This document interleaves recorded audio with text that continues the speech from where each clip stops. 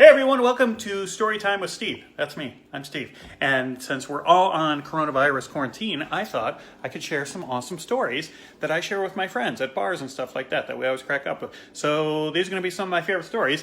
This is number 1, episode 1. Let's do it outside, right? It's more, come on. It's more fun outside, right? Plus, wow, it's dangerous outside too. Okay, we're back though. So let's do it outside. Here we go. All right. So this story is about when I got out of the Navy. I went to school in DeKalb for college, and I've tagged some of the people here who I went to college with. They might remember the story. I worked at a bar called Eduardo's. It was fantastic. I made a lot of lifelong friends there. I was bartending, and I like to think I was their best bartender. After 4 years of working there, the owner of the place said I was the second best bartender he's ever had. I think I was the first. I think he might have been having an affair with the other bartender, and that's why I wouldn't sleep with him. The point is, I was a pretty good bartender.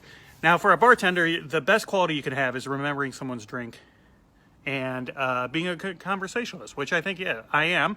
I went into comedy, so I think that's a pretty good combo. But there was one guy that came in all the time. He was a regular. And I remember still to this day what he drank. He'd always have a shot of Jameson and a Miller Lite. So whenever he came in, I would have that on the bar waiting for him. Now, he was an older guy. He was probably in his 30s. I was in my mid-20s because I went in the Navy. Everyone else, obviously, in college was 18 to 22. So we used to have parties and hang out with the waitresses and wait staff and the people working on the restaurant side of the bar afterwards, and we go to these college parties. But this guy was just a little older. I was a little older than everyone too, but in my mid-20s still. This guy was just a little older, and all the women and the girls who worked there thought he was kind of creepy. But he was a good bar guy, customer. I liked him. I got along with him. One problem, and it's bad for a bartender, and maybe this is why I was the second best bartender at that place. I couldn't remember his name. And he had been coming in for like a year and a half. And he just kept coming in, so I started to give him all the old, hey, what's up, buddy? When everybody come in, like, hey, how you doing? I would cut him off before he'd say anything. And I would go right to changing the conversation. Hey, whatever. I never gave him like the, hey, what's up, chief? I never went that far. But I was always like, what's up, dude? Hey, buddy. Lots of buddies and dudes. And just, hey, that kind of thing. So it was obvious, I think, that I was doing this. And he was catching on. And but he wasn't calling me on it. It was a much more polite time. And so after this going on for a couple months, and I could feel the tension going up that he would come in, and I'd always change the conversation, that he was kind of like, does he remember my name? So one time I'm getting ready. We had just opened the bar, and I see his car. I even remembered his car. His car pulled up outside, and I was like, oh no. I felt the tension growing over weeks that he kind of sensed. I didn't remember his name. So my friend Karen she was a waitress there, and she was getting things ready to open up, and I saw her, and I go, Karen, you know this guy? And she looks outside, and she's like, oh yeah, I know him. And I go, what's his name? And she goes, ooh, I'm not sure. And I go, what do you think you know? And she goes, I think it's Dave. I go, well, you don't sound very sure. How sure are you? And she goes, 50-50? That's not enough. You can't commit on something like this. Someone I've been serving for a year and a half at 50-50, right? You can't take your chance to break the, hey, what's up, buddy? You can't change the buddy streak on a 50-50. So sure enough, a minute later, he walks in the front door, and I give him a, hey, what's up, buddy? And I have already, before he even gets in the door, to change the subject, his Miller Lite and his Jameson shot on the thing. And he walks up, he sees the stuff, and he goes, He sits down, he takes the jacket off, he lights a cigarette, he takes a long drag off, and he goes, Steve? And I go, yeah? He goes, I've been coming in here a long time. I go, yeah. He goes,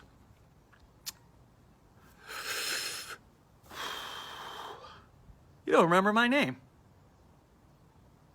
I go, what? I played incredulous. What? What are you talking about? Of course I remember your name. And he goes, no, you don't. What's my name? And I go, Dave. And he goes, okay, my bad. I